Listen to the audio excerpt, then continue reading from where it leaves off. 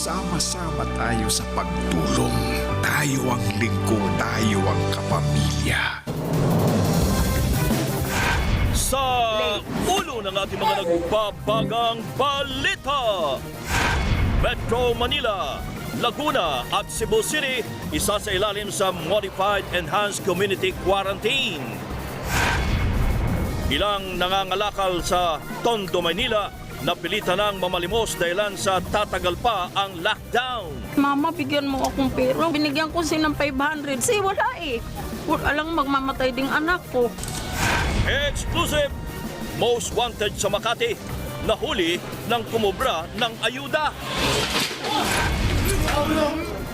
Teacher na nagbanta sa buhay ni Pangulong Duterte kapalit ng 50 milyong piso, arestado. Hindi ako ng tawa sa ating Pangulo.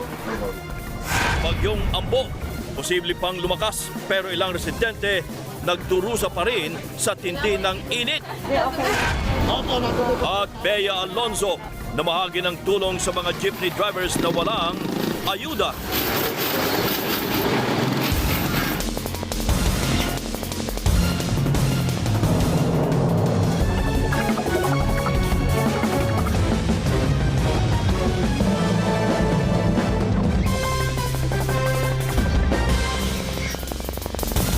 Magandang gabi bayan!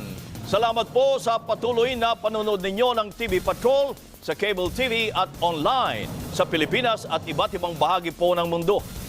Gayunman, malawak din ang bahagi po ng bansa na hindi pa natin naabot simula ng patigilin ng ating broadcast sa Channel 2. Dati po ay napapanood tayo sa halos 70% ng Pilipinas. Pero patuloy nating sisikapin na maibalik ang serbisyo namin sa ating mga kababayan sa pamagitan po ng Channel 2. Mananatili naman sa ilalim ng Enhanced Community Quarantine pero modified ang rehiyon ng Metro Manila, ang lalawigan ng Laguna at ang lungsod ng Cebu.